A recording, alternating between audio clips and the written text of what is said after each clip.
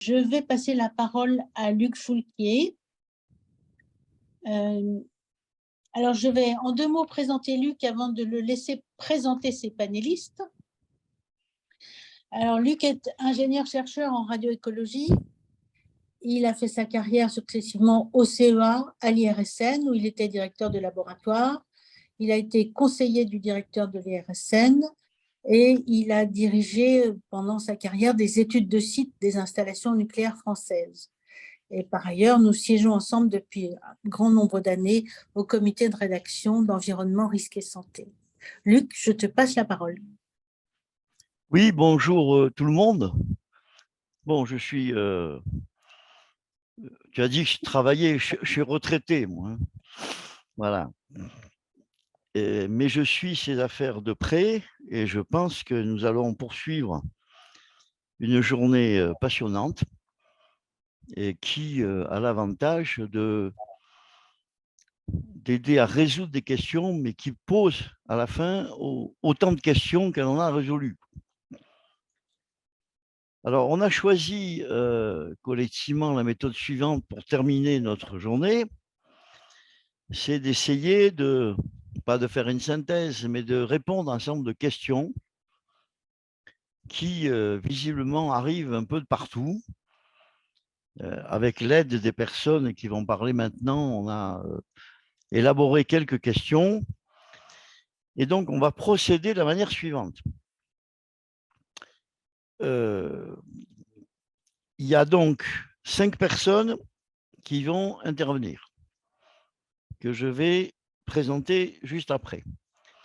La méthode, c'est qu'à chacune de ces personnes, on va poser une question.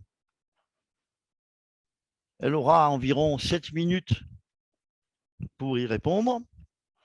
Les autres membres pourront réagir à la manière dont elle a répondu. Et ensuite, on regardera s'il y a une question ou deux posées par celles et ceux qui participent. Alors, c'est un emploi du temps un peu serré, mais je pense qu'on va y arriver et que ça nous permettra de encore mieux préciser toute une série de questions qui ont été posées depuis ce matin. Je présente rapidement les orateurs prévus. Donc, Patrick Lemaire, qui est docteur en biologie moléculaire au CNRS à Montpellier, qui, entre autres, est initiateur du mouvement Science en Marche en 2014, qui s'est bagarré pour aider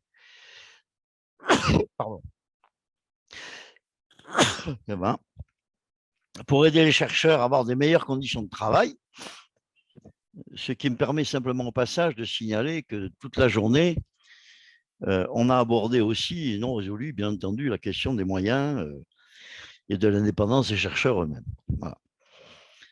Ce qui pose quand même quelques questions sur la place de la recherche dans les politiques publiques. Donc, Patrick Lemaire a travaillé cette question beaucoup avec des jeunes sur la prise en compte des méthodes et des connaissances. Il est président fondateur du Collège des sociétés savantes académiques de France, qui fédère plus de 60 sociétés savantes. Donc, visiblement, il a une pratique importante des débats et de la manière dont les sociétés savantes réagissent. Ensuite, il y a, et je vais donner les noms dans l'ordre dans lequel on posera les questions. Yves Charpak, qui est médecin spécialiste en santé publique, docteur en épidémiologie, qui est président de la Fondation Charpak, que vous devez connaître, l'esprit des sciences. En tous les cas, moi, j'ai beaucoup appris quand j'étais simple ingénieur, chercheur. Il est membre du bureau des élus santé publique et territoire et de la Société française de santé publique. Il a rejoint le comité de direction du bureau régional de l'Organisation mondiale de la santé pour l'Europe. Et pour terminer ce long CV, il écrit beaucoup, en particulier un livre qui s'appelle « Notre santé dans l'arène politique mondiale » aux éditions Belin.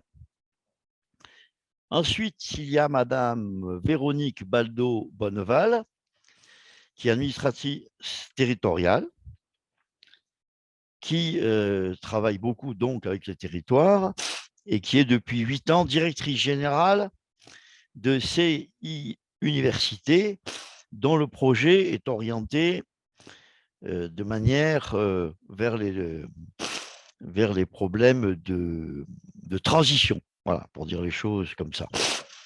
Elle est vice-présidente de l'Association des dirigeants territoriaux et travaille beaucoup sur les questions d'anthropocène et pouvoir d'agir des dirigeants territoriaux.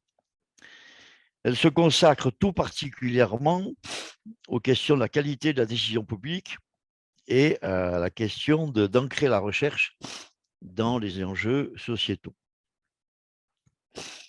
Alain Kaufmann, bon, qui a été présenté, donc je n'y reviens pas, et Sylvestre Huet, qui est journaliste depuis 1983, spécialisé dans les sciences et les technologies, qui travaille pour de nombreux journaux mensuels, hebdomadaires, quotidiens, dont Libération, l'Humanité.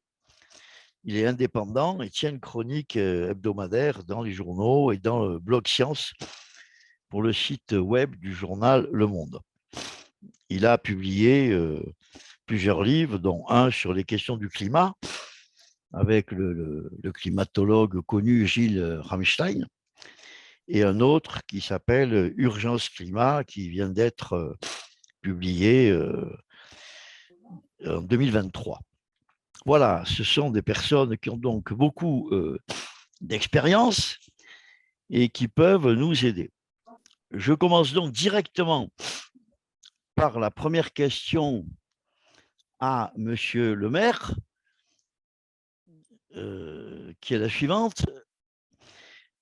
Donc, comment les scientifiques peuvent-ils transcender leurs frontières disciplinaires pour aider les décideurs à acquérir une vision globale d'un sujet? Bon, bonjour d'abord. Merci pour l'invitation. Merci pour l'introduction. Alors, pour répondre à cette question, je vais commencer par une anecdote très récente qui date d'hier soir. Certains d'entre vous ont peut-être écouté l'émission L'heure bleue de Laure Adler sur France Inter, dans laquelle intervenait Michel Pastoureau. Et à un moment, de manière un petit peu inattendue, il s'est demandé quelle était la part de l'activité humaine dans le réchauffement climatique actuel. Alors, je ne suis pas sûr que Michel Pastoureau soit vraiment climato-sceptique, mais c'est peut-être plutôt une vision d'historien qui semblait convoquer les cycles antérieurs climatiques pour illuminer le présent, sans peut-être avoir les connaissances nécessaires pour voir les différences entre les cycles climatiques passés et ce que l'on est en train de vivre actuellement. Donc l'idée n'est pas du tout de jeter l'opprobre sur Michel Pastoureau, mais d'utiliser cet exemple pour illustrer qu'un homme ou une femme seul, actuellement, ne peut capturer la complexité du vivant. Et donc, ces savoirs encyclopédiques de la Renaissance ou après, c'est passé. Donc, on est obligé, si on veut obtenir des scientifiques une vision globale, de mettre en place des assemblées de scientifiques. Alors, une assemblée de scientifiques qui était finalement, que vous avez tous connu, c'est le Conseil scientifique du Covid, qui a été créé en mars 2020. Alors, le Covid a affecté à peu près tous les domaines de la société, que ce soit la santé, l'école, l'économie, les échanges internationaux, etc. Donc, on aurait pu s'attendre à ce que le Conseil scientifique soit, d'une part, placé auprès du Premier ministre, et deuxièmement, qu'il ait une composition la plus large possible, incluant la plupart des domaines scientifiques qui étaient concernés. Or, en fait, ce n'est pas vraiment ce qui s'est passé. La première chose est que ce conseil, il a été placé auprès du ministère de la Santé, qui était déjà un message.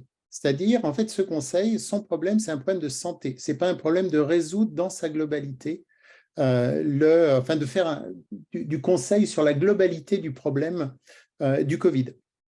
Deuxième remarque, c'est que il était composé à plus de 70% d'hommes. Bon, je ne reviendrai pas là-dessus, mais je pense qu'il faut quand même le garder à l'esprit quand on regarde les conseils scientifiques. Et la dernière chose, c'est qu'il était dominé par des médecins, donc 11 sur 17. Il n'y avait pas de psychologue, ce qu'on peut considérer comme un petit peu surprenant. Il n'y avait pas d'économiste, ce qui a permis ensuite, lorsque les avis du conseil scientifique sont arrivés, d'avoir des réponses qui étaient, oui, certes, les scientifiques disent qu'il faudrait faire ça, mais il faut qu'on tienne compte de l'économie, donc les scientifiques, cet avis ne peut pas être suivi. Il n'y avait pas non plus de physiciens. Alors, on peut se dire des physiciens, pourquoi? Quand on a vu tous les problèmes de modélisation de la diffusion du virus dans les pièces et autres, on se dit que des physiciens, ça aurait pu être une bonne idée. Il n'y avait non plus personne des sciences de l'éducation. Il y avait une pédopsychiatre, mais il n'y avait personne dans les sciences de l'éducation, ce qui a fait défaut également.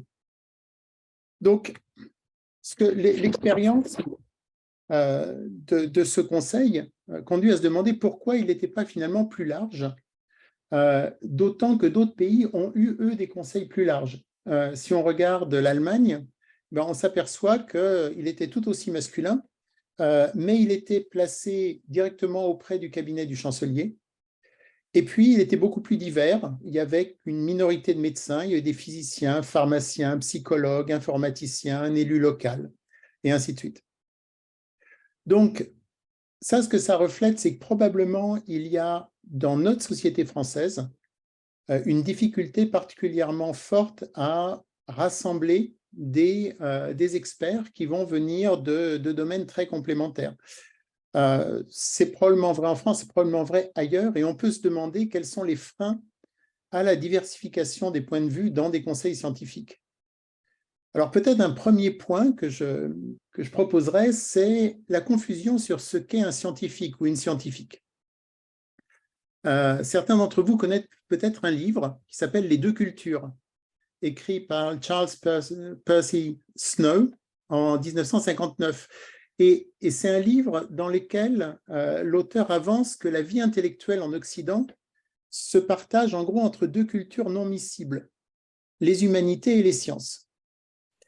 Et que, du coup, la culture scientifique n'est pas reconnue comme étant une véritable culture. Inversement, si on demande au public la définition d'un scientifique, généralement, les sciences humaines et sociales ne sont pas mentionnées. On va parler des sciences dures, des sciences expérimentales. Donc, pourquoi? Peut-être parce que les cadres épistémologiques sont différents. Dans les sciences expérimentales, il va y avoir une approche qui va être dite un peu poppérienne, c'est-à-dire qu'on peut vérifier, les expériences sont falsifiables. Dans les sciences humaines et sociales, on va sortir de ce cadre poppérien. Mais enfin, ça n'explique pas vraiment tout. Parce que si on prend les maths, ce n'est pas vraiment poppérien non plus, il n'y a pas vraiment d'expérience falsifiable. Et puis, si on prend l'astrophysique, l'astrophysique est une science historique. Si on prend les magnifiques images du télescope James Webb actuellement, ça explore l'histoire ancienne de l'univers. Si on regarde l'économie est très mathématisée. Et pourtant, elle vit très largement dans son coin, sans beaucoup d'interaction avec les autres sciences. Donc, le problème n'est pas uniquement un problème de cadre épistémologique. Le problème peut être un problème d'éducation dès le plus jeune âge. On va retrouver très, très peu de travail interdisciplinaire en classe ou entre les enseignants dans l'éducation nationale. On va retrouver le même problème à l'enseignement supérieur. En dehors peut-être de certaines grandes écoles, il y a très peu de double diplôme. Un étudiant qui commence en France ou une étudiante à faire des études va se spécialiser de manière trop précoce. Et enfin, ce problème, on le retrouve aussi dans la recherche. S'il existe des universités multidisciplinaires, c'est-à-dire des universités qui vont proposer toutes les disciplines, en fait, il existe très peu d'interfaces interdisciplinaires, c'est-à-dire des endroits où plusieurs disciplines vont pouvoir jeter un regard sur un même objet d'étude. Ça, c'est quelque chose qui est très peu encouragé et qui est difficile. Donc, au final, les différentes disciplines évoluent dans des réseaux différents depuis le plus jeune âge. Et les faire se côtoyer n'est pas suffisant pour qu'elles se parlent Il vous et qu'elles reste 2 développent minutes. un langage commun. Voilà, donc je vais bientôt finir. Donc, simplement pour la conclusion, donc ça, c'est un petit peu quelques réflexions pour lancer le débat. Le but principal de la création du Collège des sociétés savantes, dont fait partie d'ailleurs la SFSE, c'était justement de remédier à certains de ces problèmes en proposant une interface commune à toutes les disciplines. Donc actuellement, il y a une 60aine de sociétés savantes qui couvrent à peu près toutes les disciplines. Et le but est de prendre des prises de position qui vont transcender les disciplines et donc d'apprendre peu à peu à travailler ensemble. Et le dernier mot, c'est on a un événement qui s'appelle le Printemps de l'interdisciplinarité, qui tous les ans va proposer des exemples concrets de projets interdisciplinaires, que je dirais radicaux, c'est-à-dire associant humanité, sciences sociales et sciences expérimentales. Voilà, j'arrête là. Eh ben, merci beaucoup. Est-ce qu'il y a des réactions de vos collègues? Bah, je veux bien réagir juste sur un ou deux points parce qu'il y a 1000 choses à dire, parce que c'est Oui, bien sûr. extrêmement intéressant. Mais sur la crise Covid, alors effectivement, le diagnostic sur le déficit chronique de transdisciplinarité dans les groupes d'experts, moi je l'ai vécu aussi en direct parce qu'on travaille beaucoup dans mon équipe avec les autorités de santé locales et on a été amené à non pas co-gérer, heureusement pour nous, mais à co-réfléchir sur comment faire mieux dans la crise, en particulier par rapport à la vaccination. Effectivement, essentiellement épidémiologistes, virologues, quasiment aucun représentant des sciences humaines et sociales, et éventuellement un ou une éthicienne, j'allais dire, de service, quand c'est nécessaire, ce qui est souvent le cas. On considère souvent l'éthique telle qu'elle est définie, et enfin ça c'est un cas plutôt en Suisse, mais pose aussi problème à mon avis. Et puis l'autre chose, c'est quand même que la crise Covid a été une expérience grandeur nature de la mise en échec d'un paradigme que je critiquais tout à l'heure, c'est-à-dire celui du déficit. C'est-à-dire qu'il suffirait de transformer tous les citoyennes et les citoyens en anti-biologistes ou anti-épidémiologistes pour qu'ils aillent se faire vacciner.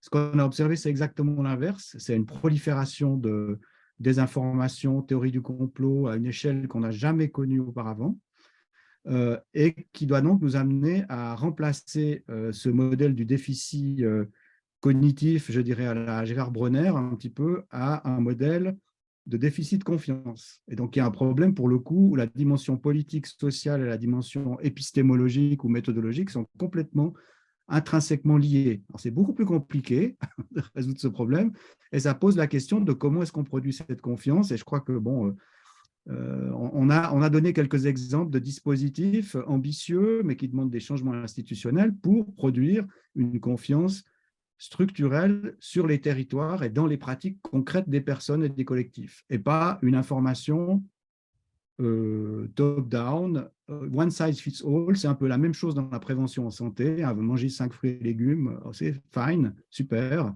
Et après, vous devez remplacer ça par de la prévention de précision qui analyse, qui combine la géolocalisation, enfin l'exposomique intelligente, de l'expologie avec une mesure des inégalités sociales, des barrières à la bonne santé, etc. C'est un peu l'analogue. Je crois que c'était une leçon alors vraiment exemplaire pour moi. C'est des choses qu'on dit depuis 30 ans dans des kilomètres de publications empiriques et qui n'est jamais compris par les élites scientifiques ou politiques qui ont un modèle tout à fait indigent de la peur du public. Enfin, on appelle ça la phobie de la phobie du public. C'est une peur de la peur des citoyens turbulents et irrationnels qui remonte à la genèse de la société démocratique libérale, en fait. Merci beaucoup. Donc, je passe à une question pour Monsieur Charpak.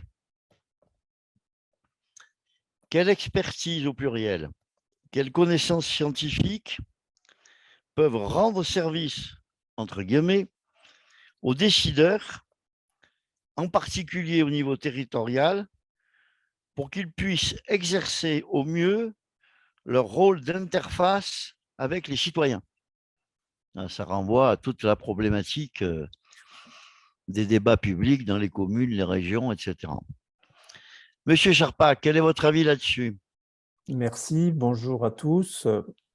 Alors, comme ça a été présenté tout à l'heure, j'ai eu un parcours très multicasquette d'expert scientifique et technique. Je suis passé d'un rôle de chercheur à évaluateur, à membre de comité de direction en lien avec des décideurs. Et puis aujourd'hui, je suis aussi un élu très local dans une petite ville de 750 habitants et membre d'une association d'élus à la santé qui s'appelle Élus Santé publique et Territoire. Donc ça me donne un peu une pratique et une vue différente sur ce lien entre science et décision. Je ne vais pas insister sur le constat du faible niveau scientifique des décideurs en général, sur le rôle que devrait avoir l'éducation initiale et l'enseignement supérieur pour une meilleure littératie scientifique de tous les citoyens. Parce qu'on peut en rêver, mais ce ne sera pas le sujet. Mais j'aimerais commencer par une anecdote vécue. Un ministre de la Santé d'un pays de l'Est de l'Europe est venu voir le directeur de l'OMS avec une question. Vous produisez des analyses de systèmes de santé qui comparent le nombre de lits d'hôpitaux dans chaque pays. Pouvez-vous me dire quel serait le bon nombre de lits pour mon pays qui va bientôt engager des réformes? Réponse de nos spécialistes, ça n'est pas une bonne question, monsieur le ministre. Le directeur a réagi très brutalement en disant aux experts de revoir leurs copies, sous peine de supprimer leurs travaux des expertises mises à disposition, puisque le nombre de lits était un des indicateurs traditionnels présentés aux décideurs. Les experts avaient pourtant raison en partie, c'est-à-dire qu'un lit d'hôpital, en termes d'évaluation de performance d'un système de santé, ça ne veut pas dire grand-chose si on n'y agrège pas tout le reste, c'est-à-dire l'infrastructure, les moyens humains et techniques, les organisations, le financement, etc. etc. De cette petite crise a démarré un programme qui a inversé le mécanisme de production de l'expertise, avec l'idée de partir de questions des décideurs, de leurs besoins exprimés en expertise, pour tenter d'y apporter la connaissance scientifique disponible du moment. Pas facile cet exercice, mais ça existe toujours. C'est un autre exercice que nous a raconté la directrice de l'agence anglaise analogue de la HAS, qui est NICE, lors d'un colloque sur l'expertise à la Cité des Sciences, en plein Covid, en novembre 2021. Elle nous a dit « Nous avons mis en place un processus pour trier, sélectionner et analyser les milliers d'articles scientifiques publiés chaque semaine sur la maladie. » Parenthèse, je rappelle qu'il y en a eu plus de 500 000 en 2 ans dans des revues à comité de lecture. Elle a ajouté « Notre focus est le suivant chaque semaine. Y a-t-il des connaissances nouvelles significatives qui justifieraient de modifier nos recommandations à nos décideurs ?» Ça ne résume bien sûr pas tout l'intérêt de cette littérature scientifique, ni de la production de connaissances scientifiques dans toutes les disciplines, mais ça répond à un objectif de décision très très précis. Ce sujet de la synthèse de la connaissance scientifique comme objet de recherche lui-même n'est probablement pas suffisamment considéré par les chercheurs eux-mêmes en général. Alors le rapport du GIEC est un bon exemple d'avancée significative en la matière, mais ça rejoint aussi la multidisciplinarité et le fait qu'il y a besoin de faire plus que de produire simplement de la connaissance primaire. Et j'en reviens à ma question sur les territoires. Sur quelles expertises, quelles connaissances peuvent rendre service aux décideurs. Il y a 500 000 élus locaux en France, renouvelés partiellement à chaque élection. Ce sont des citoyens ordinaires qui n'ont pas été élus pour une expertise scientifique ou technique spécifique. Ils sont donc représentatifs des citoyens français en termes de littératie scientifique. Une fois élus, ils se trouvent dans une position très particulière. Ils sont sollicités en première ligne par les citoyens sur tout ce qui touche leur territoire. Ils ne sont pas experts, mais doivent avoir une forme de réponse à tout, même s'ils n'ont pas de mandat de décision explicite sur la plupart des dossiers. Dans la plupart des grands chantiers et enjeux du quotidien aujourd'hui, la science est omniprésente. 5G, radon, qualité de l'air, pesticides et autres polluants, etc., pour rester sur environnement et santé, et plus les autres dossiers. Alors, il ne s'agit pas de les transformer en experts, ni de les transformer en promoteurs de projets institutionnels décidés à d'autres niveaux, mais quels outils peuvent leur permettre d'exercer solidement leur mandat sans passer à côté de cette connaissance spécifique et sans passer pour des incapables ou des ignorants. C'est très important. Parfois, ils bottent en touche en disant bah, « débrouillez-vous entre experts et décideurs au plus haut niveau. Nous, ce n'est pas notre niveau de travail. » Au pire, ils ont des opinions, des certitudes, parfois très définitives.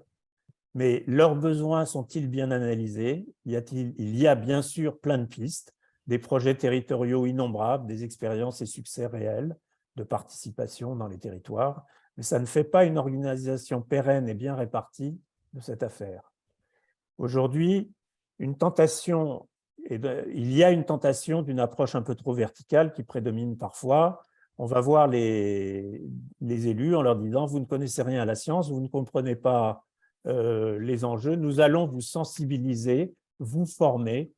Et le résultat est évidemment que souvent, soit ils ne viennent pas, soit on n'avance pas dans cette direction. Ils sont dans une position légitime d'animateurs de territoire, pourtant. Ils sont protecteurs de la sécurité des citoyens, ça fait partie de leur mandat. Et si l'expertise sur nombre de sujets, y compris environnement, santé, est parfois presque pléthorique, la cartographie de sa disponibilité n'est pas claire. On ne sait pas où aller chercher l'information de synthèse sur des connaissances qui leur permettent de se positionner un peu plus sérieusement par rapport à leurs citoyens.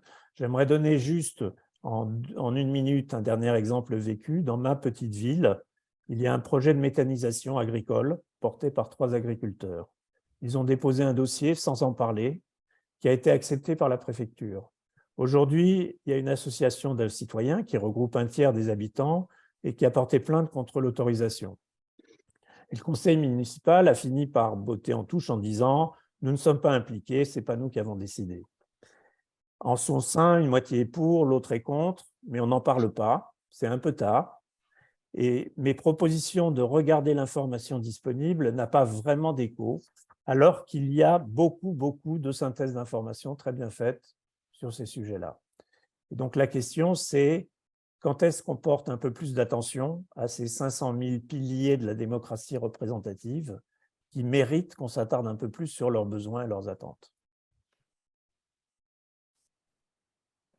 Je m'arrêterai là. Bien, ben, merci beaucoup. D'ailleurs, il y a des exemples. En vous écoutant, je regardais les messages qui apparaissent.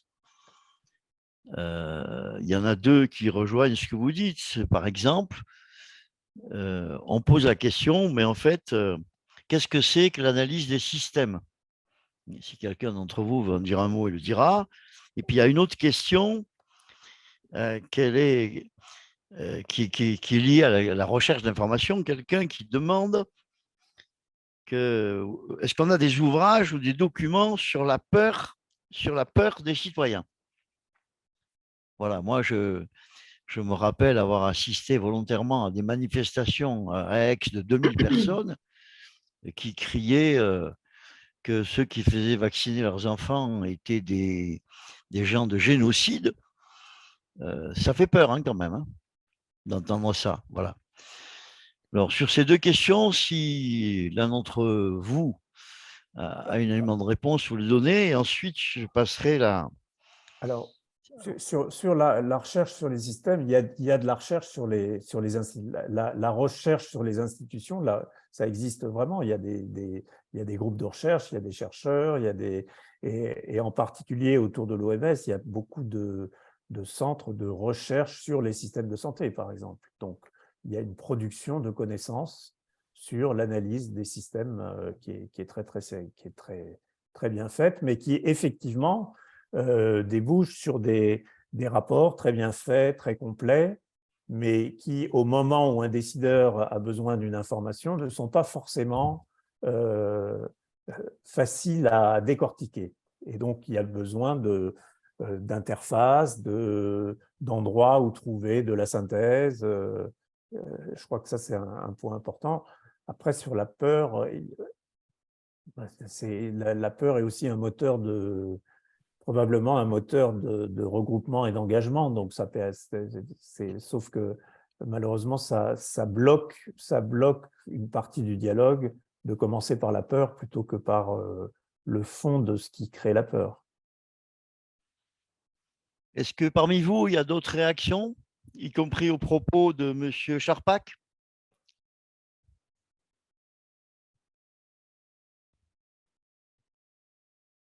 Bon, tout le monde a l'air Il y a convaincu. Alain Kaufmann qui lève la main. Ah. Oui, j'avais levé la main pour répondre à votre question, Luc, en mettant 2 références de livres importants de Oui, Bernadette Bensaud de Vincent, historienne et philosophe des sciences, sur comment se construit la notion d'opinion publique par rapport aux connaissances scientifiques.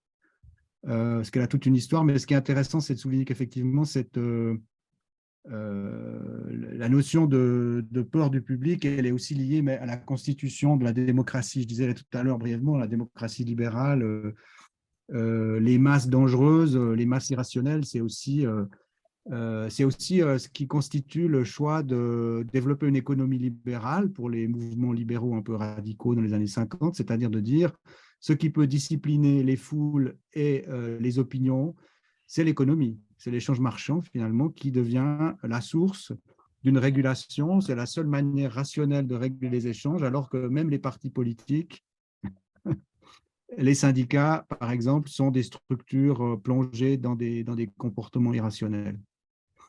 Et je pense que là, c'est quelque chose qui est très… je mentionnais le cas des nanos, parce que dans le cas des nanos, évidemment, alors ce serait très long historiquement à raconter ça, mais un collègue bien connu hollandais, sociologue des sciences, Harry Riep, avait développé le concept de nanophobie-phobie pour désigner les projections que les élites scientifiques et industrielles et politiques faisaient à propos de la peur des citoyens vis-à-vis des nanoparticules. Même si le prince Charles avait effectivement publié une interview dans un journal anglais qui, après avoir lu les choses sur la gelée grise, comme quoi les nanoparticules allaient manger toute la planète, alors là, il y avait bien un déclencheur lié à la peur. C'est une des choses qui a fait basculer la controverse sur les nanos, hein. Ouais. C'est-à-dire qu'il y a vraiment ce problème intrinsèque que ce qui mobilise en fait les personnes et les groupes, c'est la question des risques, presque exclusivement. Et donc, il y a un biais systématique. En plus, on est dans une société où la question de l'évaluation du risque, et on est ici autour de la table nombreux à s'occuper de ces questions, est tellement dominante qu'on oublie que ce qui préoccupe, et ça on le trouve dans les études empiriques, par exemple sur les OGM, des études européennes, qui montrent que ce qui préoccupe le citoyen, ce n'est pas son comportement égoïste d'évitement du risque, c'est l'absence de discussion sur les alternatives technologiques, sur les inégalités produites par la technologie, sur ses effets globaux, locaux, etc. Bien. Bon, s'il n'y a pas d'autres remarques, je pose la question à Madame Ballebeau. Je ne vois pas les personnages à l'ordinateur, mais si vous m'entendez, ça suffit. Je vous entends très bien. Ah, parfait. Donc, la question serait la suivante. De nombreuses expériences existent désormais qui tentent de faire collaborer collectivités territoriales et chercheurs. Au vu de ces expériences, identifiez-vous des conditions pour que ces collaborations soient fécondes et légitiment leur déploiement? Voilà. Merci beaucoup. Déjà, ce n'est pas une petite question, hein. Oui, et vraiment, moi, je suis la praticienne de l'étape. Hein. Moi, je suis donc du côté des collectivités territoriales, de l'administration des collectivités territoriales. J'ai 25 ans de direction générale derrière moi et maintenant, je suis en direction générale d'université depuis 8 ans, donc je découvre le monde scientifique. Et donc, prenez vraiment mon intervention, je la fais avec la plus grande humilité face à un tel aéropage.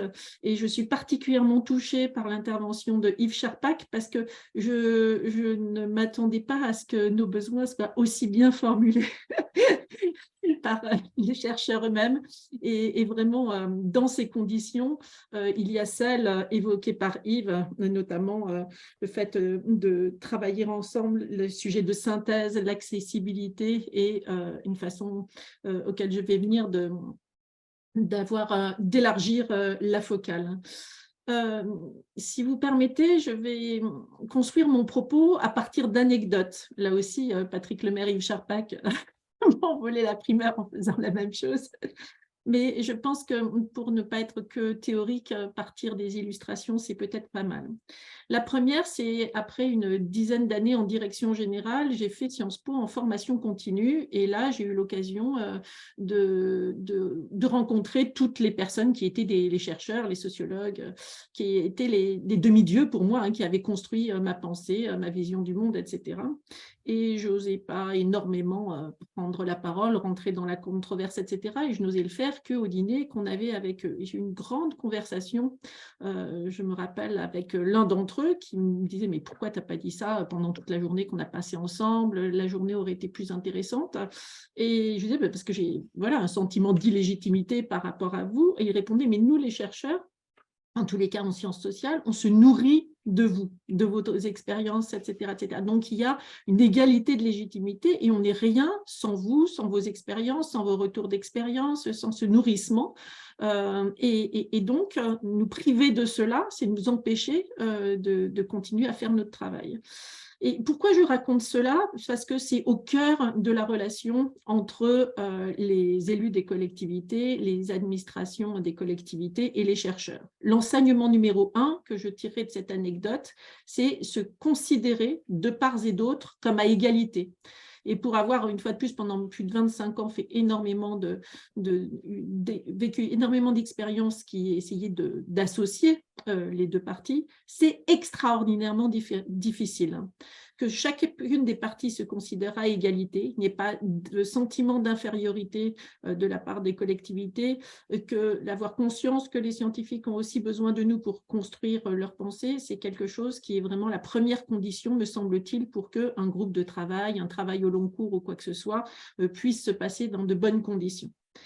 La deuxième anecdote, c'est, je prends volontairement des sujets qui ne touchent pas la santé. C'était à un moment, la question de l'encadrement des loyers était vraiment un grand sujet politique. Et il y a des travaux, des chercheurs qui avaient des travaux, c'était vraiment leur moment d'historique, de faire valoir leurs travaux, la profondeur historique qu'ils avaient sur plus d'un siècle réalisée. Et il y a eu de demandes des hommes et femmes politiques d'avoir leurs orientations, et en fait, ça ne s'est quasiment pas fait et il y a eu un refus de plusieurs d'entre eux de se positionner au titre du fait que les paramètres n'étaient pas comparables et donc ils ne pouvaient pas se positionner, etc., etc. Et c'est une deuxième condition, le deuxième enseignement, me semble-t-il, pour que nous, collectivités, élus et administrations qui cherchons à prendre décision, à éclairer nos décisions, c'est que les scientifiques, souvent, ça nous arrive souvent, de nous trouver avec des scientifiques qui ne souhaitent pas assumer de tirer des conséquences, des trajectoires qu'ils peuvent constater de leurs travaux, au titre que tous les paramètres ne sont pas pareils, etc., et qu'ils ne peuvent pas se positionner. Donc, ceci, évidemment, je ne parle ni de militantisme, ni d'absence de neutralité, ni de règles de prudence. Ces trois paramètres, évidemment, doivent être pris en compte, mais cela n'enlève rien qu'à ce que des travaux scientifiques puissent quand même dire que toutes choses étant égales par ailleurs, il semblerait quand même que nous allions dans cette direction et donc nous vous conseillons plutôt de prendre telle décision ou telle politique publique que celle-ci. Ça, me semble-t-il, c'est une deuxième condition. En fait, je pars de situations vécues pour essayer d'illustrer des grandes lignes de modalités de collaboration fructueuse. La troisième anecdote que je peux faire, sur lequel je peux m'appuyer, c'est également, comme Patrick, sur le Covid, mais nous à l'échelle de collectivités ou d'établissements publics. Ça a été très bien géré partout, etc., bien entendu, mais il y a quand même des lieux où des collectivités et des établissements se sont appuyés stricto sensu sur des recommandations scientifiques non interdisciplinaires, on est bien d'accord, uniquement médicales, et on se sont appuyés dessus pour prendre des décisions dont les effets destructeurs sur la mise en œuvre de la solidarité et sur le collectif était indéniablement 1000 fois plus important que les bénéfices sanitaires. Et donc là, la charge de preuve repose sur les collectivités, bien entendu, et tout élu et toute administration de public en général. C'est qu'une recommandation scientifique ne saurait être prise comme une politique à mettre en œuvre sans en peser les conséquences au travers toutes les autres fenêtres. Et ça, vous l'avez très bien expliqué tout à l'heure, Patrick. Le politique et l'administration ne peuvent pas se dédouaner en aucun cas de la fonction de leur assigne la Constitution, c'est d'arbitrer en fonction de l'intérêt général de bien commun pour le plus grand nombre. Et donc ça, c'est en travers, parfois, des administrations ou élus de collectivités territoriales qui travaillent avec des scientifiques.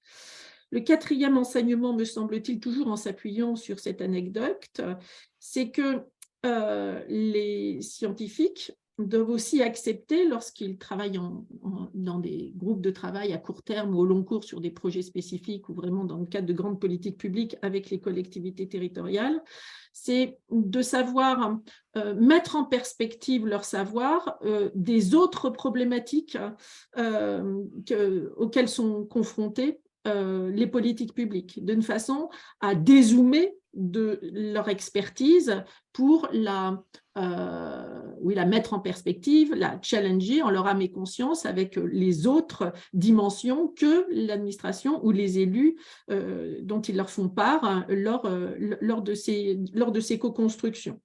Et donc, on voit bien que on en revient un petit peu au premier enseignement, c'est-à-dire se considérer à égalité, ça veut aussi dire que chacune des parties arrive avec la ferme intention de ne pas rester à la position où il en était, mais de savoir se déplacer en écoutant l'autre et d'être vraiment en position d'écoute et de se déplacer. La quatrième, ce n'est pas une anecdote, mais la quatrième exemple que je peux donner, c'est s'appuyer sur des succès, vraiment des succès stories, qui sont par exemple le GIEC en Nouvelle-Aquitaine ou en Normandie, les GIEC locaux qui ont été faits, régionaux, territoriaux. C'est vraiment des collaborations exemplaires à l'origine de l'initiative des collectivités. C'est formidable.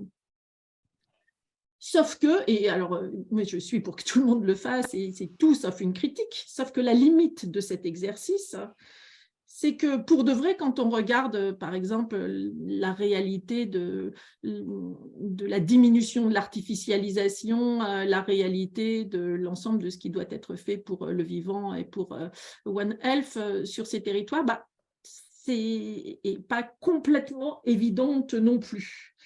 Donc, le cinquième enseignement, me semble-t-il, c'est que les scientifiques, comme les fonctionnaires, ont un devoir d'alerte quand même, et qu'il y a quand même une confusion entre une prise de parole partisane, qui effectivement nous est interdite, aux uns comme aux autres, d'ailleurs aux scientifiques comme à l'administration, il n'y a que les élus qui peuvent le faire, et le devoir d'alerte, et le devoir d'alerte quand il y a des sujets vitaux sur lesquels l'urgence est avérée, et le statut, le vôtre comme le nôtre, fait qu'on a quand même un devoir d'engagement et que ce n'est pas parce qu'on collabore que l'on ne doit pas avoir un devoir d'agir, un devoir d'alerter, j'irai même jusqu'à être un contre-pouvoir.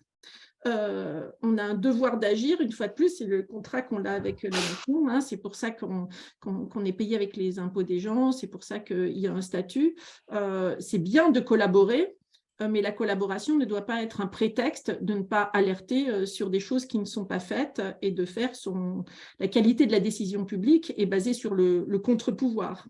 Et il me semble qu'il y a une ligne de crête à tenir entre être partenaire et co-construire, mais aussi être contre-pouvoir. Il y a une ligne de crête à inventer entre les deux. Comment être à la fois partenaire sans lâcher sa capacité d'être un contre-pouvoir et d'alerter, voire de dénoncer de temps en temps, quand il y a trop d'inaction, des choses. Et pourquoi ? Parce que la qualité de la décision publique en France, elle est vraiment basée sur ces contre-pouvoirs entre élus et administration, mais aussi entre recherche et politique publique. Donc, voilà, il y a grosso modo, je ne suis pas sûre qu'il faut que j'aille plus loin, il y a une dimension de fact-checking aussi dans les collaborations et sur le territoire. C'est quelque chose qui est peu organisé. Il y a bien sûr où trouver les synthèses des travaux, l'accessibilité, etc. Mais il y a, en termes de politique publique, me semble-t-il, un manque, qu'elle soit locale ou nationale, un manque de fact-checking scientifique, alors qu'on a des organismes nationaux magnifiques qui pourraient s'organiser pour ça, que ce soit tous les grands organismes de recherche que nous avons. Et pour conclure, je dirais que si on reprend les différentes conditions d'une collaboration faite compte, il y a que chacun soit en posture d'égalité et se sente légitime, avec une vraie volonté de co-construire que chacune des parties accepte de se déplacer en fonction du regard des autres, que les scientifiques acceptent de conseiller et de s'engager en toute neutralité et en toute voilà, et que les élus acceptent d'être éclairés par les scientifiques tout en mettant en perspective leurs recommandations au vu de l'intérêt général global, évidemment, et que les scientifiques utilisent leur pouvoir, leur contre-pouvoir et leur pouvoir d'alerte quand les enjeux vitaux de bien commun et de long terme sont en péril, et que la collaboration ne soit pas un prétexte à ne pas le faire. Voilà. Merci beaucoup. Si j'ai un moment, je dirai un mot parce que votre intervention me rappelle beaucoup de choses vécues et c'est très compliqué de répondre aux questions que vous soulevez, y compris.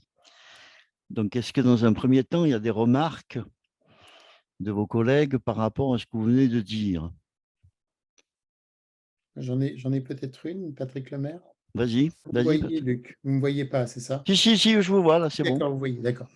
Moi j'avais une remarque qui était de me demander, est-ce que les collectivités ont suffisamment de gens qui sont à l'interface avec le monde académique, des espèces de passeurs de sciences? Et en fait, je pense particulièrement au rôle des gens qui auraient un doctorat et au fait de pouvoir former des docteurs dans les administrations via le mécanisme CIFRE.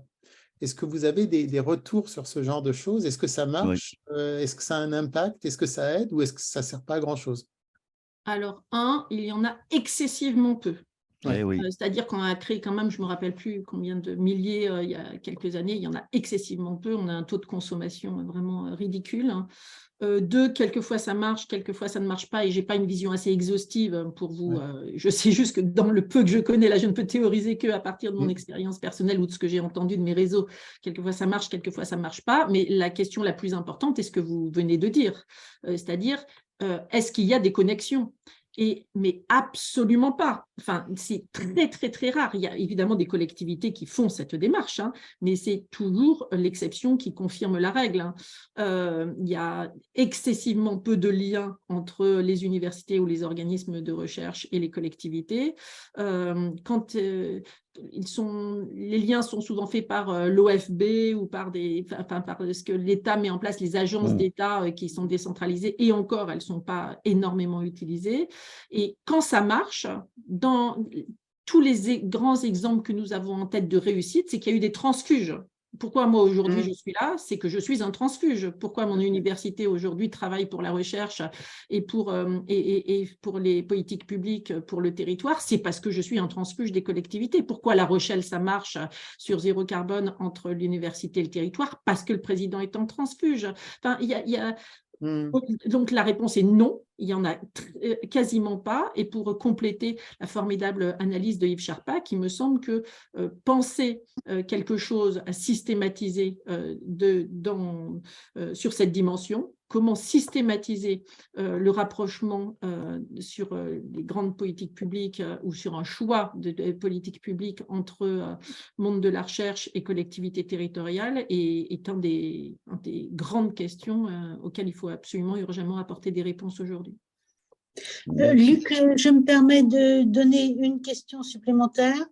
Avant, je voudrais signaler qu'on a un message de Sylvestre Huet qui s'excuse de n'avoir pas pu se connecter plus tôt, mais qui devrait se connecter si ce n'est déjà fait.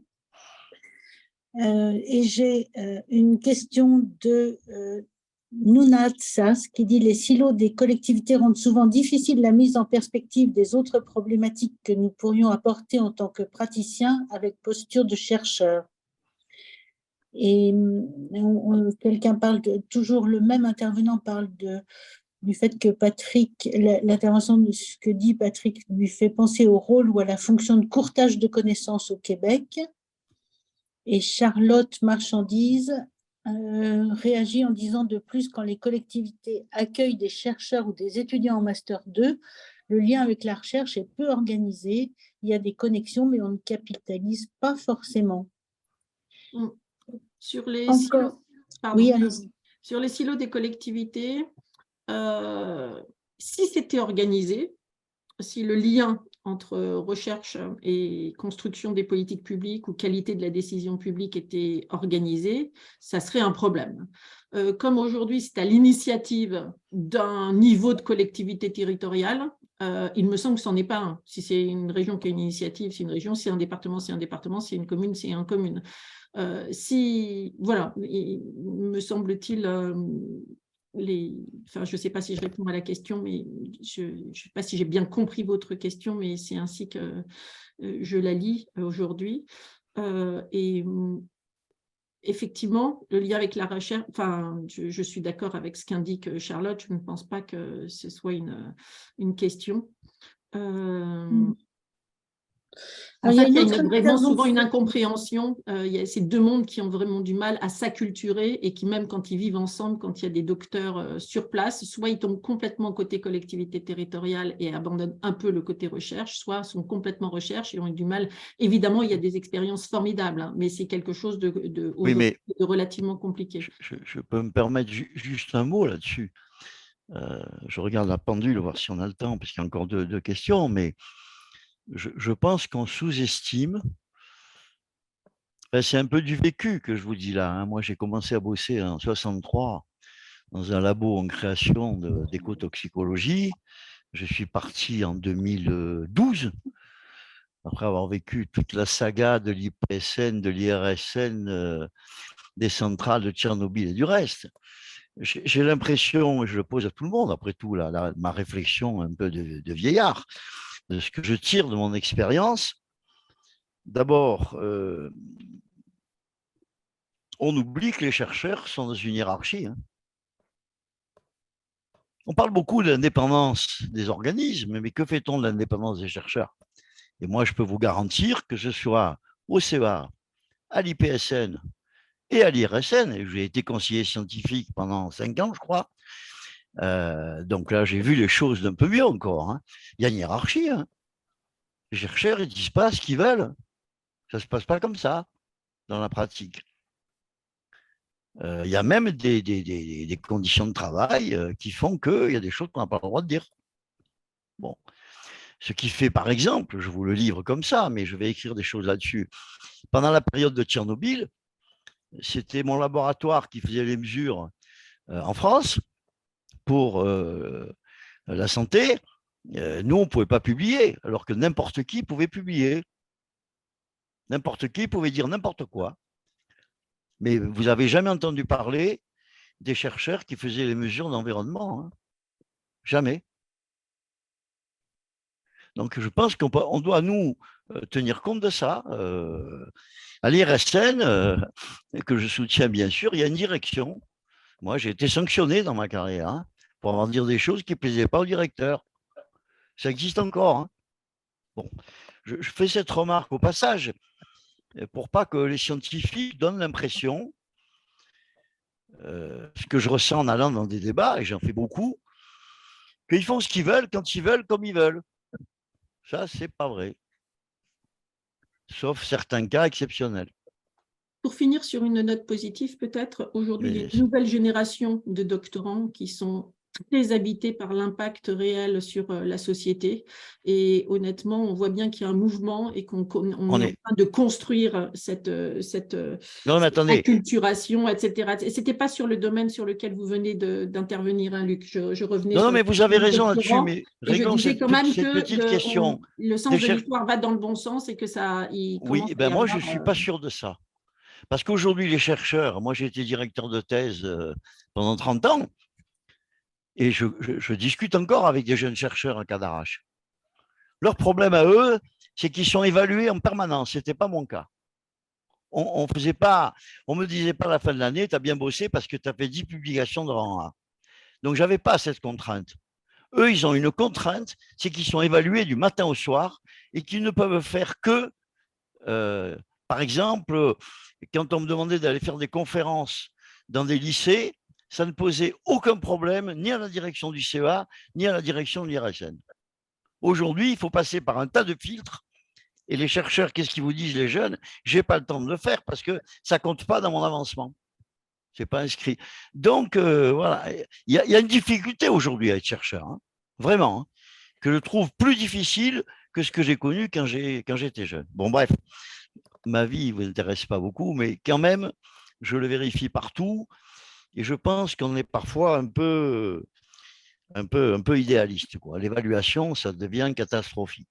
Voilà. Bon. Monsieur Charpak avait levé la main aussi. Oui. Allez-y. Alors, non, c'était simplement pour dire que, effectivement, cette question de la place de gens qui ont un regard un peu particulier parce qu'ils ont fait un peu de recherche, parce qu'ils ont un doctorat, ce qui est une méthodologie et une façon de regarder les problèmes particulières. Il se trouve que dans la fonction publique, jusqu'à une époque très récente, ça n'était pas reconnu comme une compétence professionnelle. Ça l'est relativement peu encore dans les entreprises aussi. Donc, il y a un vrai sujet en France, c'est-à-dire que si on prend d'autres pays, le fait d'avoir fait un doctorat est un aspect positif pour faire autre chose même que de la recherche, mais cette interface entre la compréhension de ce que veut dire construire une méthode de travail un peu particulière, elle ne fait pas partie de notre culture en France pour l'instant, et c'est en train de changer. Il y a beaucoup de gens qui travaillent là-dessus, donc on peut espérer que ça bouge. Bien, eh ben on a quand même reposé d'autres questions. On a avancé. Il y a beaucoup de choses sur le chat que je vous invite à lire parce que ça devient trop long. Ce sont beaucoup de remarques, donc vous pouvez simplement les lire. Donc, je pose maintenant une question à M. Kaufmann. Enfin, nous posons. La voici. On assiste depuis une dizaine d'années à la multiplication des nouvelles formes de recherche impliquant des citoyens et des parties prenantes. Ça, c'est bien vrai, hein, je l'ai vécu, l'évolution. Quelle est la valeur ajoutée de ces recherches dites participatives, partenariales ou collaboratrices? Première question. Et deuxième, quels en sont les principaux enjeux sur les plans scientifiques et politiques? Voilà. Bon, je vais faire, si vous êtes d'accord, je vais faire assez court parce que j'ai développé une partie des réponses dans ma présentation déjà, et puis surtout, je préférerais rebondir sur ce que les collègues de la table ronde ont amené, mais c'est en rapport direct, c'est-à-dire qu'effectivement, ce qui a été évoqué sur les dynamiques de valorisation du travail scientifique fondées sur l'excellence et l'impact facteur, qui ne dit rien de l'impact social, j'insiste encore lourdement là-dessus, et demande ça a un lien avec la question des politiques territoriales parce que ces impacts facteurs sont basés sur des standards hors sol transnationaux qui ne valorisent pas du tout les études locales, l'impact local, la pertinence locale, et les universités ont beaucoup de mal dans le contexte français notamment à s'inscrire dans les collaborations avec les villes et les régions. Ce qui est moins le cas de certains organismes de recherche comme l'INRAE, comme l'INSERM sur les questions de santé, dont la vocation est évidemment d'avoir des impacts territoriaux ou des formes de transfert de savoir et de pratique. Et ça, on le voit aussi bien en agronomie, quand on fait des études sur la distance entre l'application et la recherche, ce qu'a fait l'INRA avec le projet ASIRPA, par exemple, ou si on le fait des méta-analyses sur la recherche fondamentale sur le cancer, on s'aperçoit que les temps de latence sont entre 13 et 20 ans. Bon, ça c'est pour dire que même dans le champ de la recherche au sens strict, on doit se poser la question de l'impact, de la maximisation de l'impact social, clinique, environnemental des travaux, et qui peut s'améliorer en partie, parce que la recherche fondamentale reste la recherche fondamentale, en travaillant mieux avec les différents acteurs de l'innovation au sens large. Et donc, ça implique aussi que, par rapport à ce qui a été dit tout à l'heure par Madame Balbo, qui me touche beaucoup, parce que personnellement, moi, et M. Charpak, moi, je travaille beaucoup dans mon université avec la ville, avec ma ville, avec laquelle on a développé un partenariat structuré depuis 6 ans de recherche-action, de recherche-intervention, avec des dizaines de projets, maintenant, je ne sais pas, une vingtaine, une trentaine, des tout petits moyens, mais qui ont un impact énorme en termes de tissage de relations dans le domaine du sport, des inégalités de genre, des politiques de santé, de l'enfance, etc., qui donnent accès. Alors, l'intérêt pour les chercheurs, c'est quoi? C'est que, bien sûr, ça leur donne accès à des terrains totalement inédits, comme Madame Balbo l'a très bien dit, permettent d'enrichir leur univers de recherche, terrain auquel ils n'auraient absolument pas accès autrement. Et avec la question du changement environnemental, ça ne va pas diminuer, c'est en train d'exploser. Et puis du côté des collectivités territoriales, qui sont souvent pas forcément des docteurs, mais tous quasiment des universitaires pour ce qui est des cadres, ça leur permet de lever le nez du guidon et de faire des propositions souvent un peu plus impertinentes que ce qu'ils pourraient faire dans leur fonction régalienne locale, je dirais. Mais tout ça, c'est des dispositifs qui se construisent sur le très long terme. J'insiste de nouveau sur la temporalité, l'inadaptation du mode projet, j'insiste lourdement, type PANR, type Fonds national de la recherche compétitif, inadaptation quasi complète à ce type de choses qui ne permet pas l'incubation des collaborations, le suivi, l'animation, le changement de trajectoire, l'innovation méthodologique, et on reste dans, voilà, on a une machine à produire des résultats, une méthodo. Si je sais faire un sondage, je peux cracher des données. Si j'ai des séquenceurs, je peux cracher des séquences, etc. Pas de problème. Par contre, si on veut développer ce qui nous occupe aujourd'hui, il faut laisser le temps de l'errance, le temps de se tromper, le temps de la surprise. La véritable innovation, pas le slogan idéologique de l'innovation qui a remplacé le concept de progrès.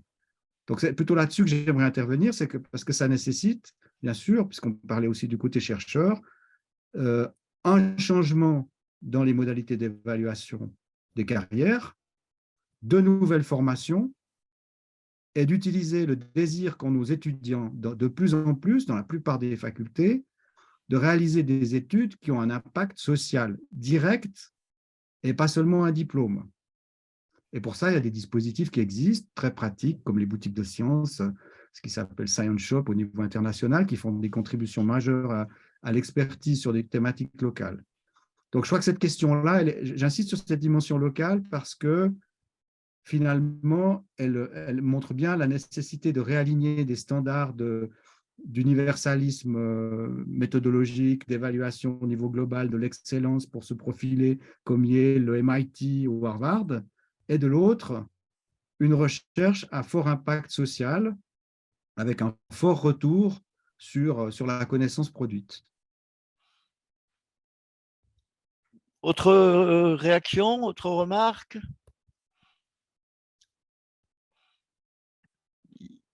Il y a visiblement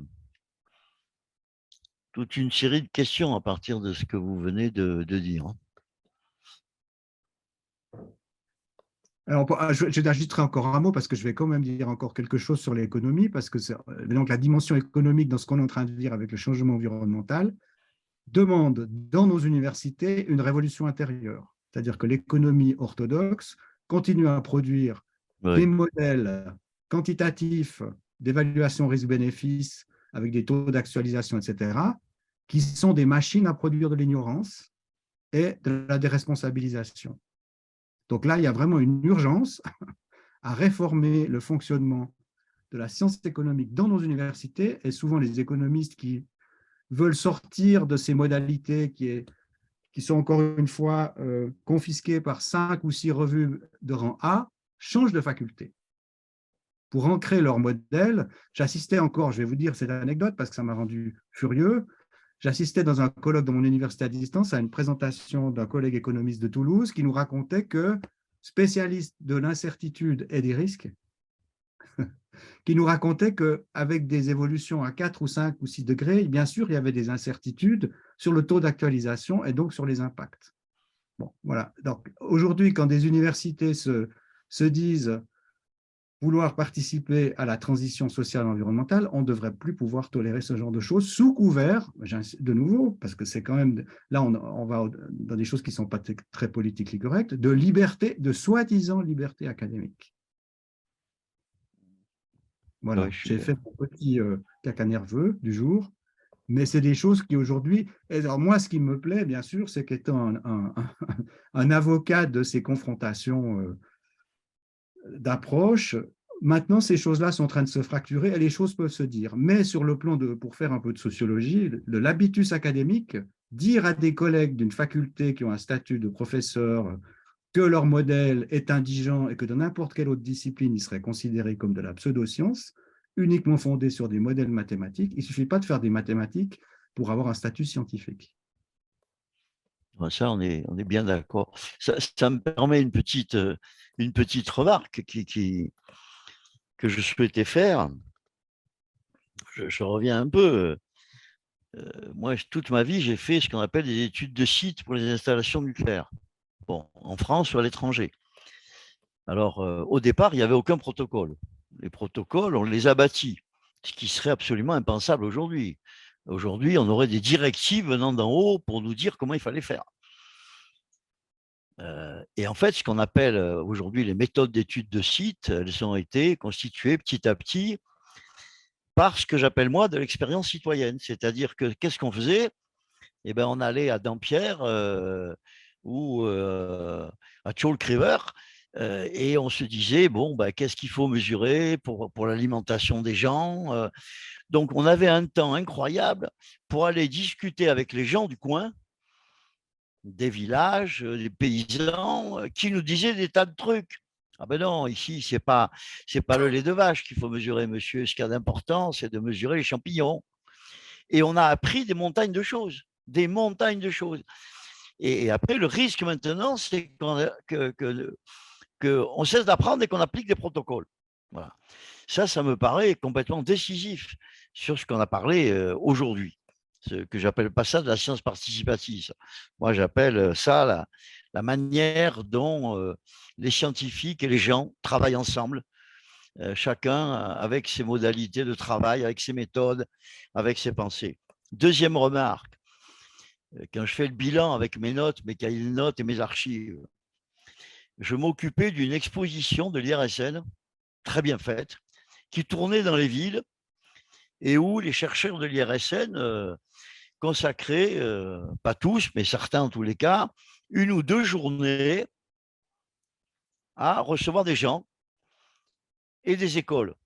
Ben, j'ai toujours été frappé et derrière, il y avait une analyse sociologique de l'IRSN, des questions et des réponses. Moi, j'ai toujours été frappé, réunissant des élèves de classe et leur expliquant ce que c'était, comment fonctionnait une centrale nucléaire et comment on travaillait sur l'étude des transferts des polluants radioactifs.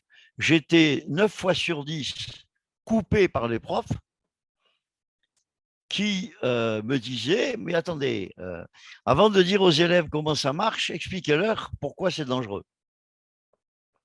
Ah, ça, ça m'a marqué toute ma vie, ça. Hein. C'est-à-dire qu'à un moment donné, les modes idéologiques des pensées qui circulent, elles ont une influence sur la diffusion de la science et de la technique. Voilà. Je tenais à dire ça parce que quand on parle de science participative, ce n'est pas à sens unique. Hein. Les scientifiques eux-mêmes, même des enseignants, ne voient même pas les erreurs qu'il peut y avoir dans les manuels scolaires, les erreurs scientifiques. Voilà. Donc, je pense que là, il y a quand même une série de questions où le colloque qu'on a eu aujourd'hui va nous permettre d'avancer. Monsieur Charpak, il lève la main. Est-ce qu'il y a d'autres remarques là-dessus?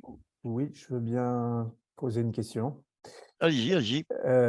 Une question, donc, Monsieur Kaufmann, moi, je reviens à mon sujet qui est comment faire pour que des décideurs locaux, des décideurs territoriaux puissent trouver des endroits où aller trouver les réponses à un certain nombre de questions. Et ce que vous dites, c'est que le monde académique, l'université, peut être un bon recours, mais est-ce qu'on peut imaginer que ça devienne un peu plus facile et systématique, c'est-à-dire qu'un décideur local qui aurait des questions peut aller à l'entrée de l'université, frapper et dire « voilà ma question, est-ce que quelqu'un peut me répondre ?» Peut-être que c'est absurde, mais est-ce que quelqu'un peut me répondre ou m'aider à répondre à cette question ou à trouver l'endroit où j'aurai la réponse?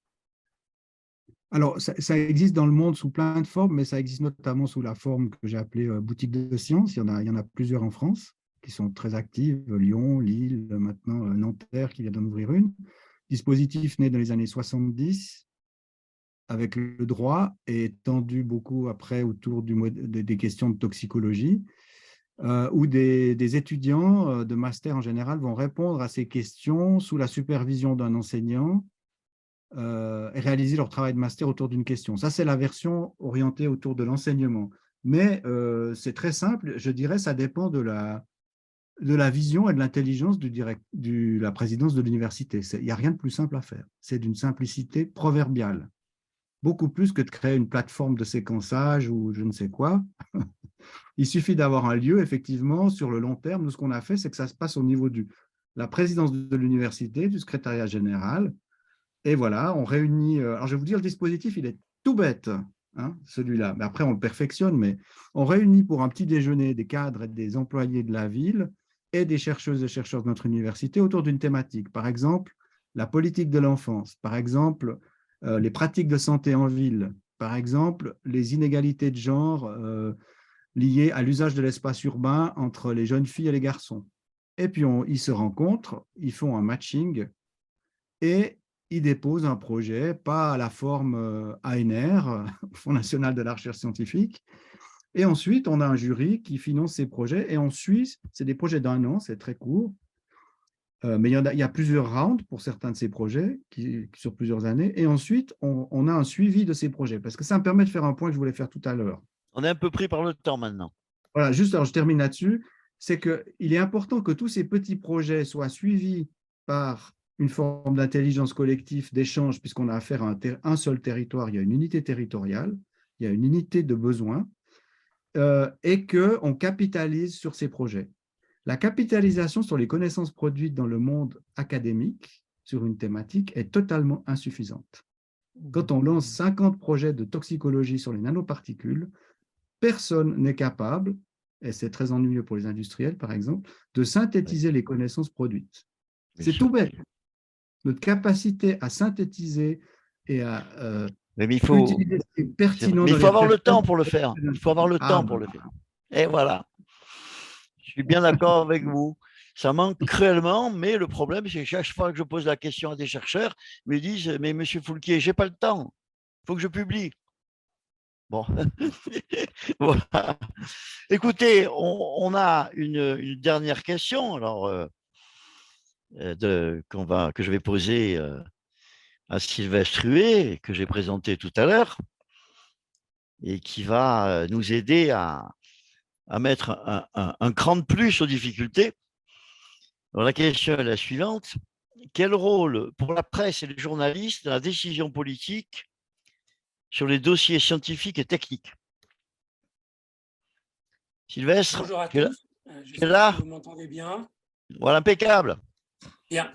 Alors, science et journalisme, ça peut faire mal, hein. En direct.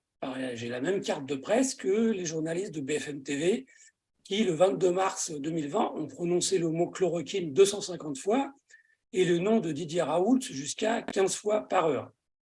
Un vrai bombardement médiatique. Alors, combien de personnes, en leur faisant confiance, ont décidé de ne pas se protéger, de ne pas se vacciner, de recourir à des traitements dont l'efficacité a été vérifiée partout et qui en seraient décédés? On ne le saura jamais, mais penser ou prétendre que ce nombre est égal à 0 fait de vous un niais ou un menteur.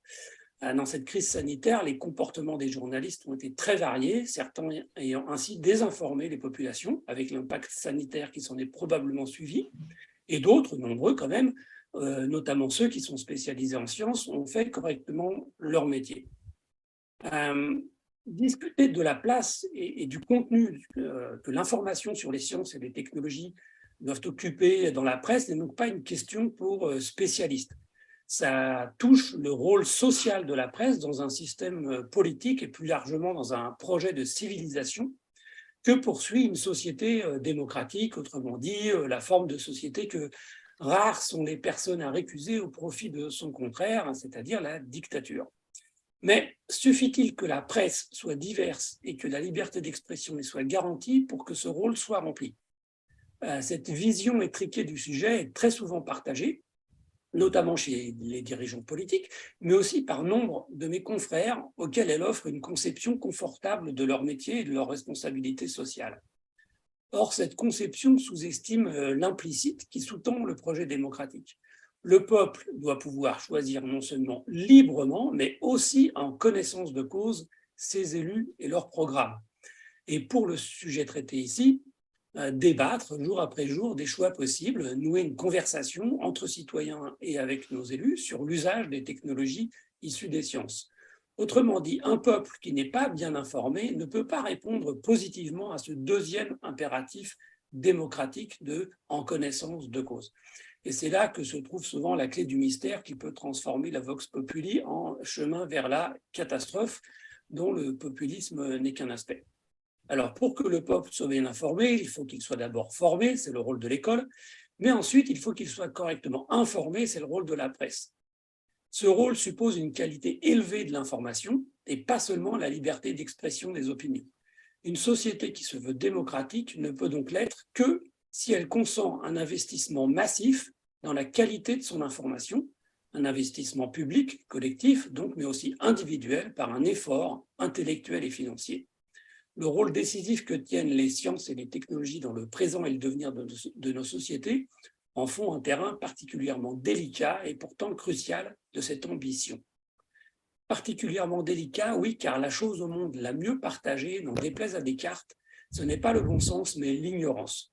Alors soyons précis, j'évoque l'ignorance de ce qui est connu par la méthode scientifique, et non celle que je partage avec tous les physiciens sur cette fameuse énergie noire qui accélère l'expansion de l'univers.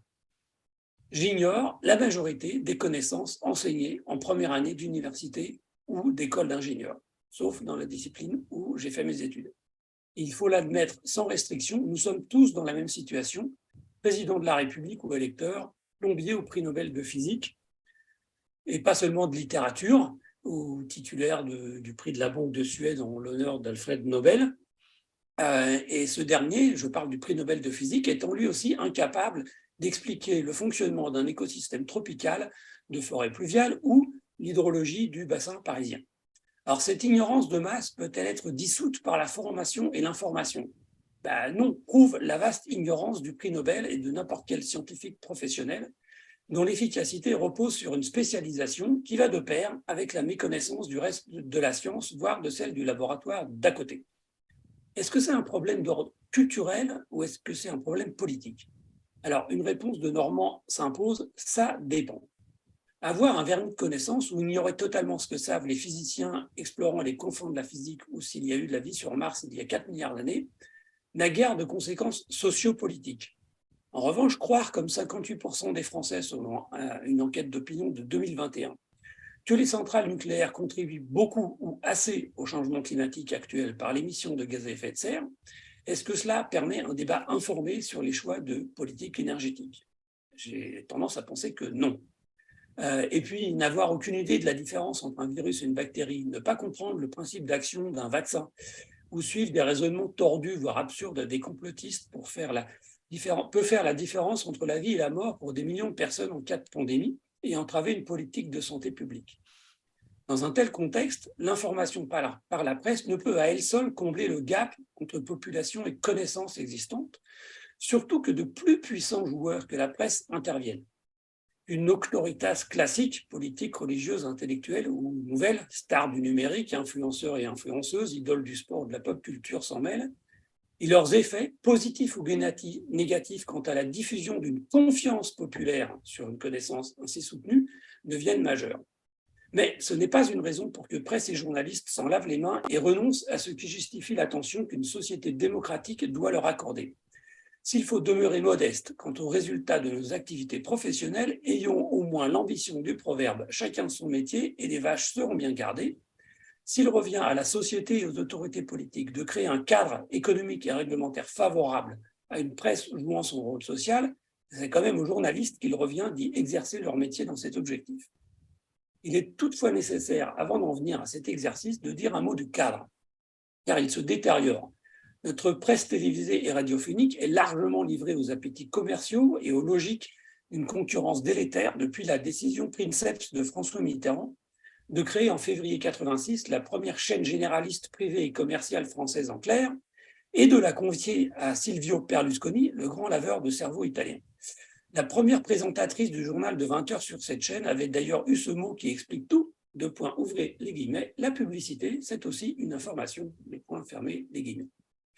Aujourd'hui, l'essentiel de la presse écrite ou vidéo et audio est aux mains de quelques milliardaires dont les objectifs n'ont rien à voir avec la visée démocratique, même si les moyens qu'ils mettent en œuvre pour y parvenir ne sont pas toujours aussi brutaux et manifestes que les ingérences directes d'un Bolloré pour transformer la presse qu'ils possèdent en outil au service de l'extrême droite.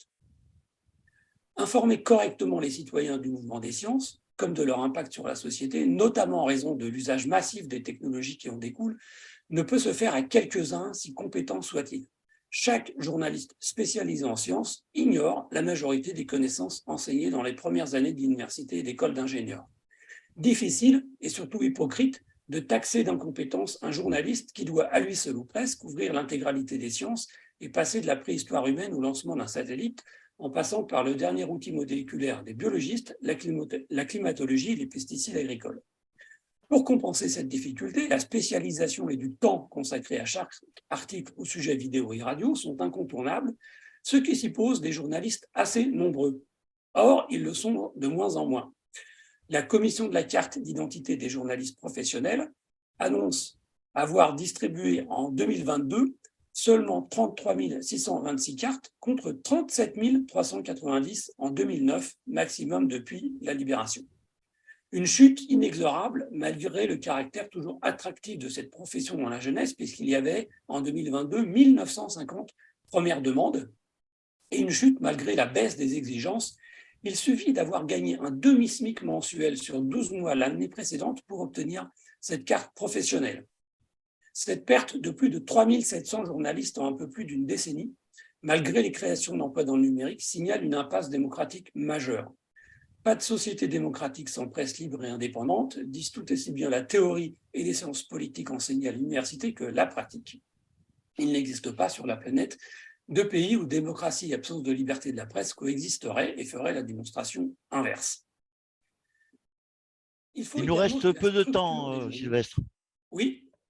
Il nous reste peu de temps. Je vais accélérer, mais pas le débit. Il faut également que la structure des journaux permette cet exercice compétent.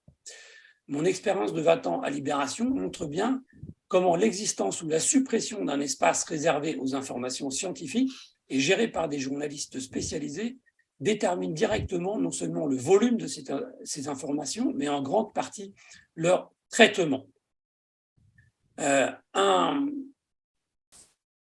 L'autre difficulté, c'est le fonctionnement en silo de la fabrication de l'information dans les journaux, qui contribue tout autant que le mépris de l'expertise nécessaire au traitement de l'information scientifique à produire de la malinformation. Un des exemples les plus frappants de cette malinformation se lit dans le défi civilisationnel que représente le changement climatique. Ces 30 dernières années, le mieux que vous pouviez trouver, le plus souvent, c'est un journal où, dans une rubrique scientifique, les contenus des rapports du GIEC sont bien présentés, tandis que l'éditorialiste ou le service économique se lamente lorsqu'Airbus ne vend pas assez d'avions et s'esbaudissent de joie lorsque l'avionneur remplit son contrat de commande à ras-bord. Et le lien entre les deux est très rarement traité. Je vais aller directement à une conclusion, puisque j'avais préparé quelque chose de trop long, en faisant référence à un événement qui date de décembre dernier. Le Conseil de déontologie journalistique a émis un avis très étrange sur la publication par Le Figaro d'une interview du philosophe Yves Roucaute, philosophe qui contestait les affirmations consensuelles au plan scientifique du GIEC et prétendait que nos émissions de gaz à effet de serre n'ont pas d'influence sur le climat de la planète. Et ce qui est intéressant, c'est que le comité du CDJM qui a traité cet exemple s'est déchiré. À une voix de majorité seulement, il a décidé de ne pas sanctionner Le Figaro, bon, une sanction purement symbolique, mais au nom de la liberté d'expression. Alors que l'avis minoritaire exprimé a lui mis en avant la nécessité de balancer la liberté d'expression par l'obligation pour le journal de signaler à ses lecteurs que l'opinion exprimée était contraire à l'état de la science, un état solide, consensuel, et que l'opinion contraire exprimée ne s'appuyait sur aucun élément factuel ni raisonnement scientifique.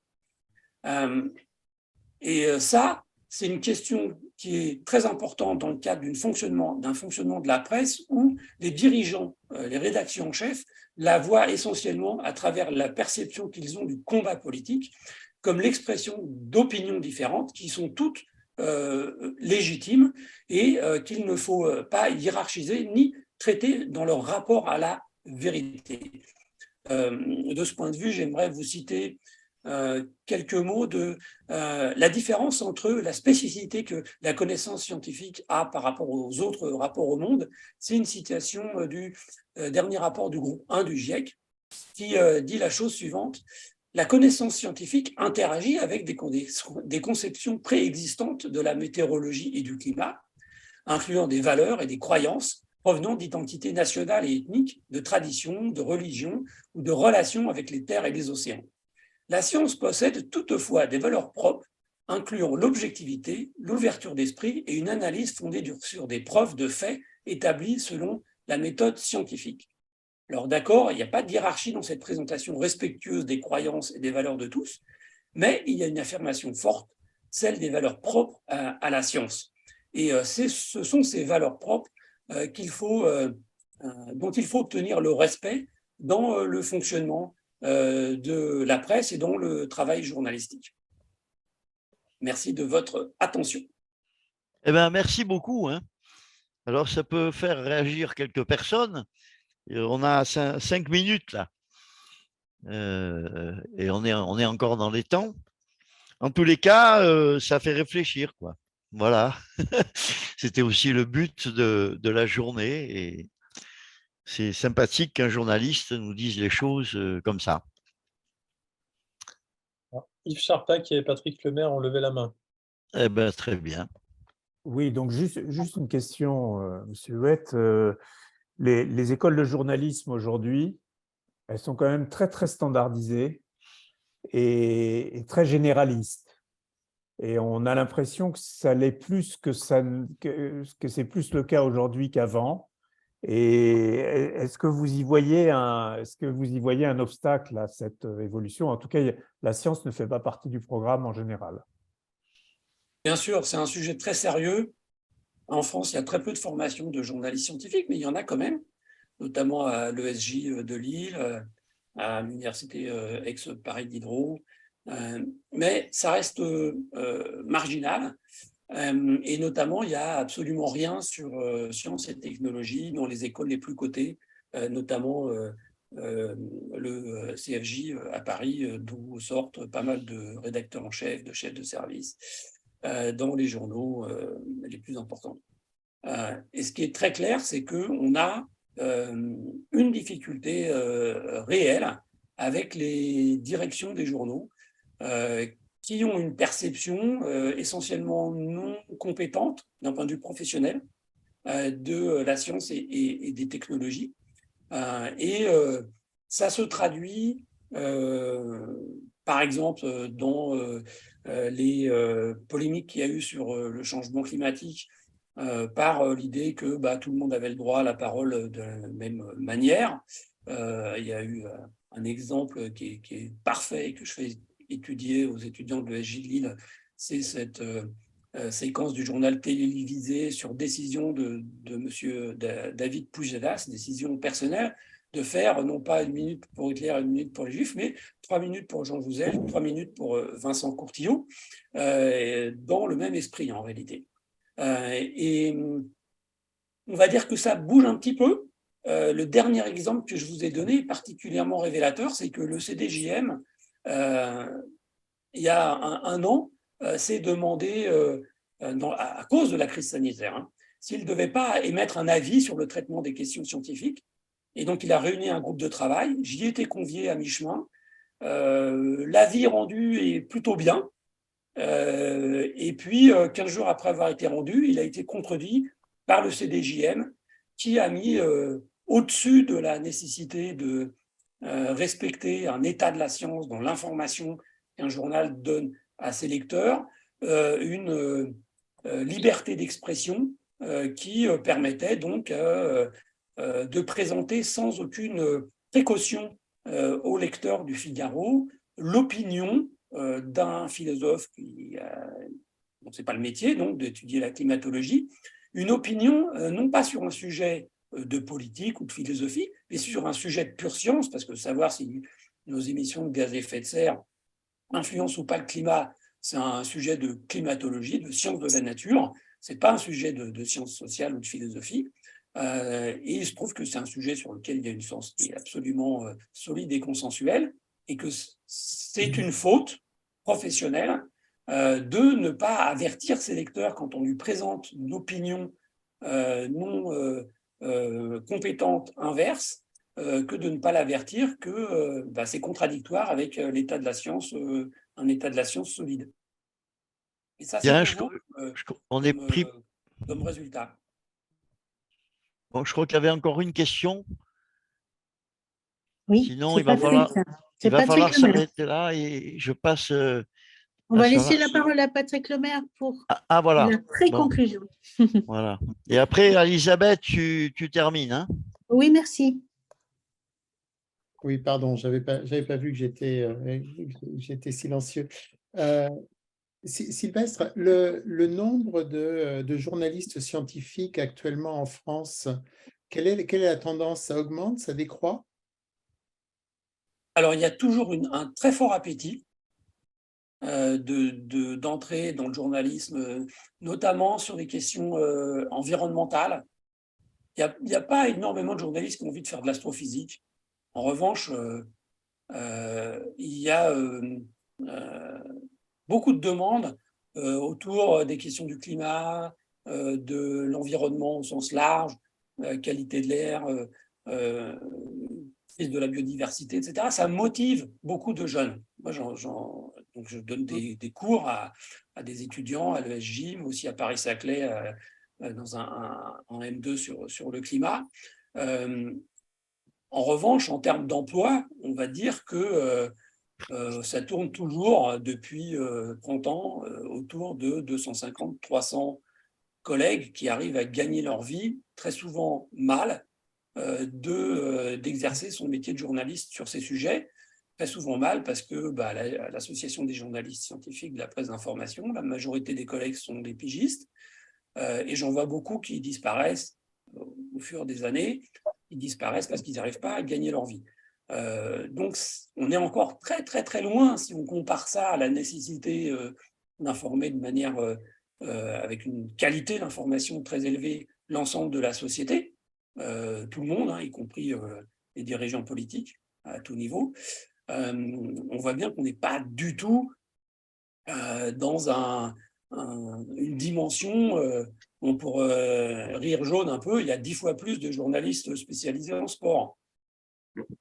Est-ce que l'avenir de la société est déterminé par l'information correcte sur le sport ou par l'information correcte sur les sciences et les technologies? Bon, je vous laisse répondre à cette question. Et ça, c'est une caractéristique française ou c'est général? Oh, c'est général. Il n'y a pas un seul pays au monde où on peut dire qu'on peut être satisfait du niveau de l'information sur les sciences, les technologies, leurs impacts en direction du très grand public. Souvent, les sociologues font des études qui sont, comment dire, il y en a une qui est sortie il n'y a pas très longtemps pour comparer quelques pays européens. Et qu'est-ce qu'ils ont pris en France? Ils ont pris Le Monde. Oui, ok, le service science du Monde et les qualités, ils font des bons papiers. Mais il y a combien de lecteurs? Le problème, ce n'est pas Le Monde. Le problème, c'est TF1, c'est BFM TV. C'est RTL, c'est Europe 1. C'est là qu'il faut qu'il y ait des gros services avec beaucoup de journalistes scientifiques très sérieux et qui se font écouter de leur rédaction en chef. Merci. Eh ben, merci à toutes et tous de m'avoir simplifié la tâche et merci pour ces échanges tout à fait intéressants. Elisabeth, je te passe le micro. Merci. Il me revient de clore ce webinaire, cette vidéoconférence pour parler français. Et écoutez, moi, j'ai trouvé que c'était de très haut niveau. J'en ai retenu le maximum possible pour moi. Et entre autres, dans les dernières interventions, si je devais résumer, je dirais la science n'est pas une opinion. Et il faut essayer de diffuser de la bonne parole avec encore et encore et encore des interventions comme celles qu'on vient d'entendre et qui font du bien, je dois le dire. Donc, je remercie tous les intervenants. Je remercie Mathieu Bailly pour son efficacité légendaire. Je remercie Luc pour son rôle dans cette table ronde et tous ceux qui ont participé à la fabrication du programme. Voilà, et je vous donne rendez-vous à un prochain événement SFSE. Je pense que ce sera en septembre, et sur l'alimentation durable. Et en attendant, eh bien, je vous souhaite une bonne soirée. À bientôt.